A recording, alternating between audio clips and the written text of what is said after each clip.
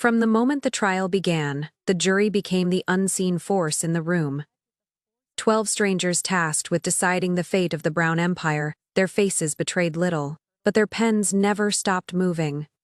As Cody spoke, his trademark bravado filled the chamber. He gestured with his hands, leaned into his words, and tried to cast himself as the patriarch who had been misunderstood. But the jury wasn't watching the performance, they were dissecting it. Every time he shifted blame, every time his story contradicted a document, their eyes narrowed, their notes quickened. When Christine testified, the room changed. Her voice trembled, but her story never wavered. Years of broken promises, the dream of Coyote Pass that never materialized. The sacrifices she made for a future that was siphoned away.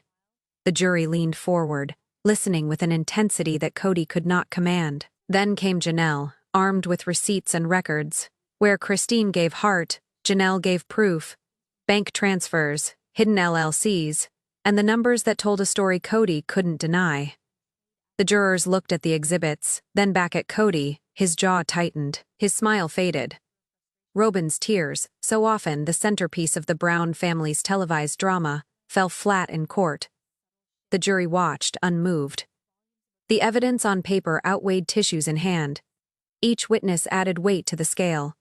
The nanny who revealed the $80,000 salary, the children who admitted favoritism poisoned the family from within. With every word, the jury's perception shifted. Cody wasn't just a husband or a father. He was a man whose empire looked less like a family and more like a scheme. And though they said nothing, the jury's silence was louder than any outburst. It was the silence of calculation, the silence of judgment forming. The prosecution begins connecting the dots, laying out how Cody's charm was never leadership, but manipulation masked as family unity. The prosecution's strategy was deliberate.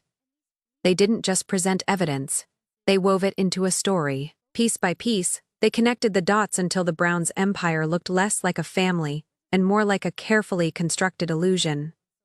They began with Coyote Pass, the dream Cody sold to his wives and children. Documents showed how funds earmarked for the land were diverted. LLC records revealed accounts tied only to Cody and Robyn vacations, jewelry, private school tuition, luxuries paid for, while Christine and Janelle were told there was nothing left. The jury studied the charts displayed on the screens. Arrows traced money from the family pot into Cody's private accounts. Transfers that had been whispers on fan forums were now hard evidence. Then the prosecution layered in testimony. Christine's words gave heart to the numbers. Janelle's meticulous breakdown gave structure, and the nanny, Mindy Jessup, provided the insider confirmation that tied it all together. Her testimony about salaries, secret conversations, and hidden dealings landed with precision. The prosecutor's voice cut through the chamber. This was not mismanagement. This was not a dream delayed. This was deception. A man who demanded loyalty while using loyalty as currency to control those around him.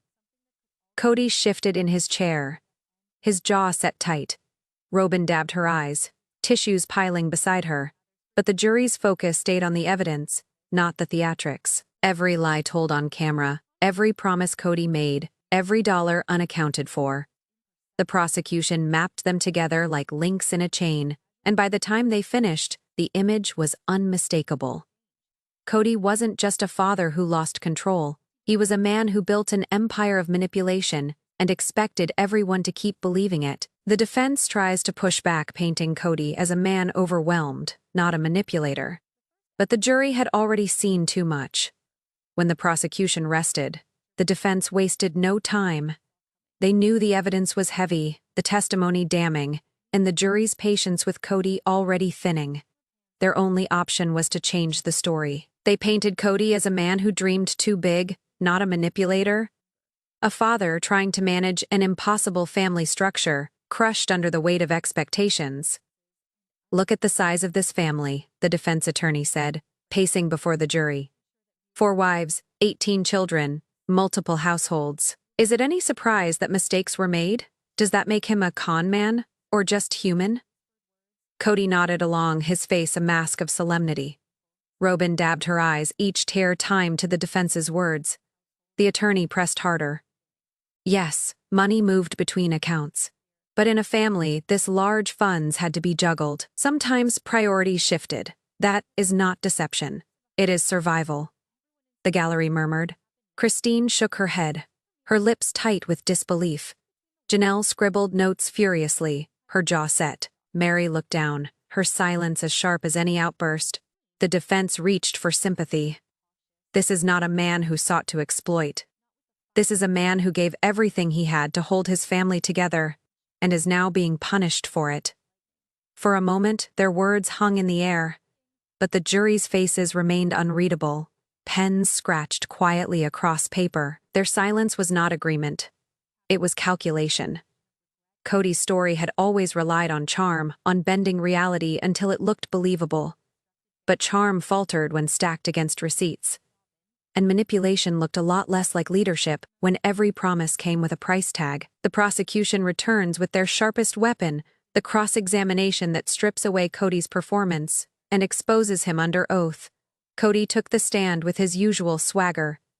He leaned back in the chair, adjusted his jacket, and tried to meet the jury's gaze with confidence. For years, charm had been his weapon in court. It became his shield, but cross-examination doesn't bend to charm. It cuts through it. The prosecutor's voice was sharp, deliberate. Mr. Brown, you testified that the family pot was for the benefit of all, correct? Yes, Kody replied steady. The prosecutor held up a document. Then why did funds marked for Coyote Pass end up in an account belonging only to you and Robyn? Kody shifted. That was, temporary, a transfer for safekeeping. The prosecutor didn't blink. And the $12,000 used for jewelry, was that for the family as well? Silence. Or the tuition for private school, when Christine's children were told there was nothing left for their needs. Robyn's tears began to flow. Tissues pressed to her face. Kody clenched his jaw, his voice rising. You don't understand what it takes to lead a family this size. The prosecutor pressed harder. What it takes, Mr. Brown, is honesty. Were you honest with Christine and Janelle about where the money was going? Kody's bravado cracked. His answers grew shorter, defensive. The jury's pens flew across their notepads, eyes fixed on him, not swayed by his outbursts. The prosecutor delivered the final blow. You call yourself a patriarch, but isn't it true that what you built wasn't a family? It was control, a system where loyalty bought access, and dissent was punished with exclusion. Kody froze. For the first time, there was no ready comeback, just silence. The jury had seen through the performance. Christine and Janelle's testimonies returned to the spotlight, giving heart to the evidence, and crushing Kody's defense once and for all. After Kody's shaky cross-examination, the court shifted back to the voices that had carried the most weight, Christine and Janelle. Christine returned to the stand first. Her voice was steady, but her words carried years of exhaustion. She spoke of promises made and promises broken, of the dream of Coyote Pass dangled like a reward, but never given. She described sacrifices she made, time, money, even her own happiness for a future that was quietly slipping away. Every time I asked, she said softly, I was told to be patient, but patience was never enough. The land wasn't real for me, it was just control. The jury leaned in. Her sincerity was undeniable. Then came Janelle, where Christine's testimony brought emotion, Janelle brought numbers. She laid out transfers line by line, payments that should have gone toward the land but instead funded luxuries for Kody and Robyn. She held up spreadsheets, bank statements, and documents that made the truth impossible to ignore. The math doesn't lie, Janelle said firmly. The money was there, it was just redirected. Christine watched her with quiet pride, vindicated at last. The gallery murmured, reporters scribbling furiously as Janelle continued. Together, their testimonies created a devastating 1-2 punch. Christine gave the jury the heart of betrayal. Janelle gave them the proof. It was not just mismanagement. It was not just mistakes. It was betrayal, calculated and repeated. Across the aisle, Kody slumped in his seat. His once commanding presence diminished. Robyn wept openly, tissues piling by her side. But for the jury, the performance no longer mattered.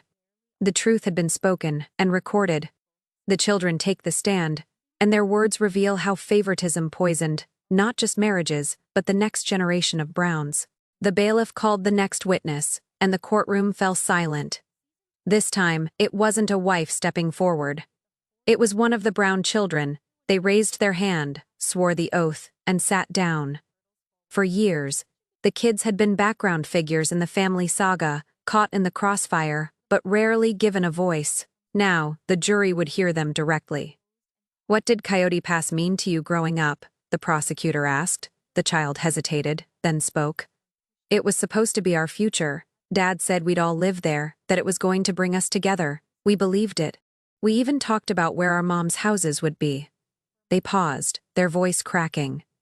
"But later, we realized it wasn't for all of us. It was for him, and for Robyn." The gallery stirred. Christine wiped her eyes. Janelle sat still, her face calm but resolute.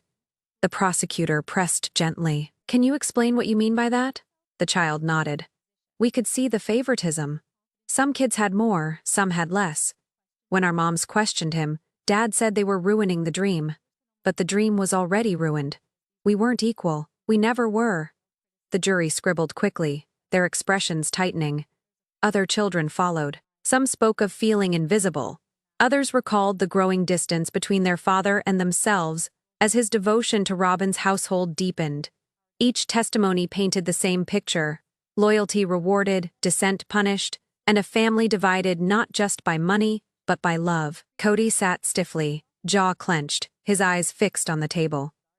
Robyn wept harder, tissues shaking in her hand, but neither spoke. For the jury, the children's voices carried a weight no document could match.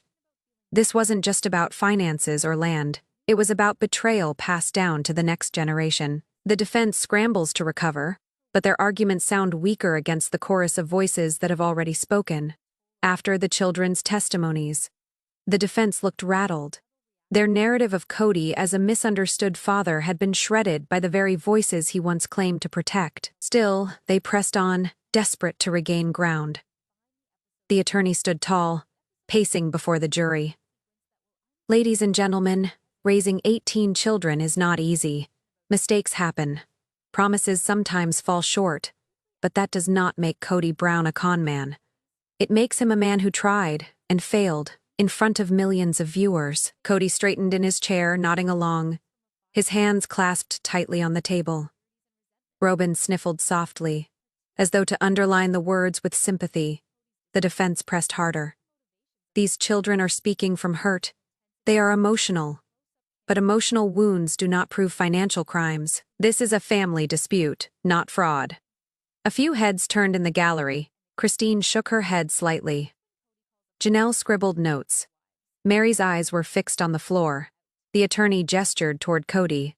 "Is this a man who set out to deceive, or is this a man who simply loved too much, stretched himself too thin, and couldn't keep the promises he made?"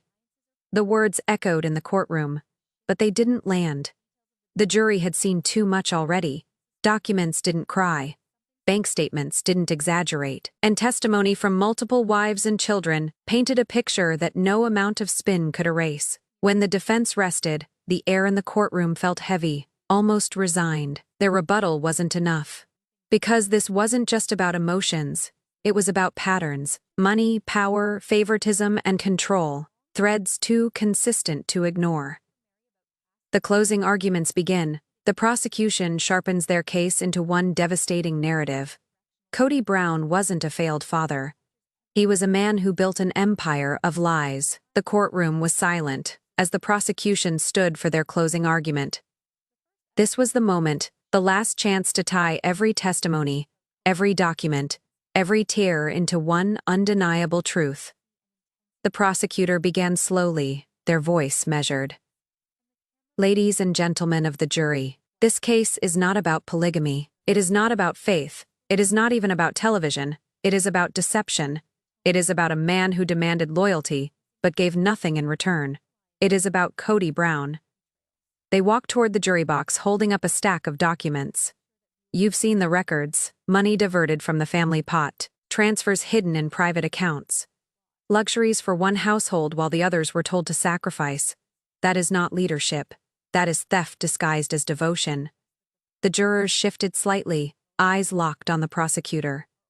You've heard the wives, Christine, who gave her heart and was met with broken promises.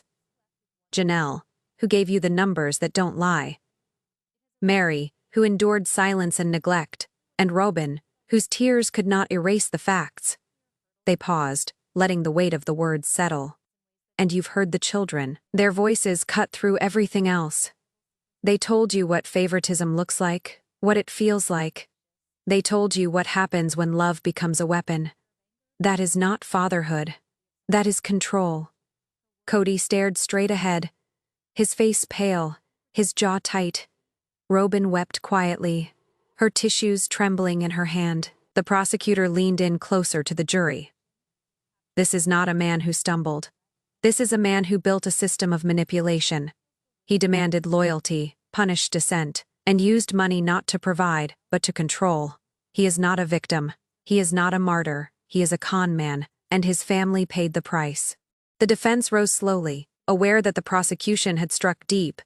Their job now wasn't to convince the jury of Cody's innocence. It was to plant a single seed of doubt. The attorney's voice was softer this time, almost pleading. Kody Brown is not a perfect man. He made mistakes. Many of them, but mistakes do not make a criminal. He tried to build a dream for a family larger than most towns. And yes, he failed. But failure is not fraud. They gestured toward Cody, seated stiffly beside them. Look at him. This is not the face of a con man. This is the face of a father who gave too much, stretched too thin, and lost himself in the process. Robyn sniffled loudly, clutching another tissue.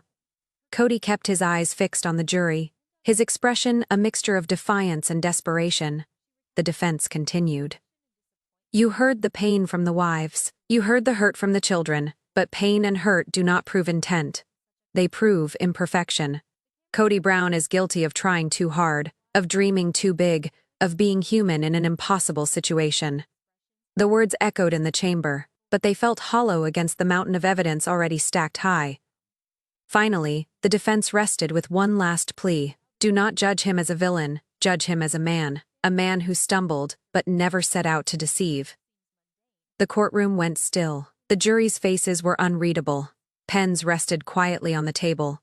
They had heard enough. The jury delivers its verdict, and with it, the Brown Empire is shattered forever. The courtroom was packed.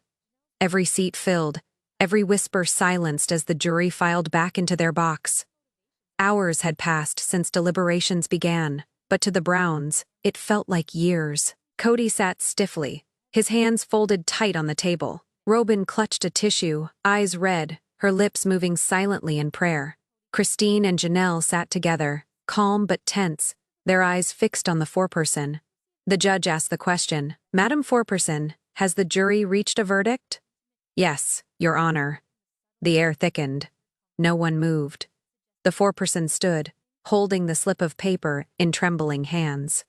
In the matter of financial impropriety, the jury finds the defendant, Kody Brown, guilty. A gasp rippled through the gallery. Reporters scribbled furiously.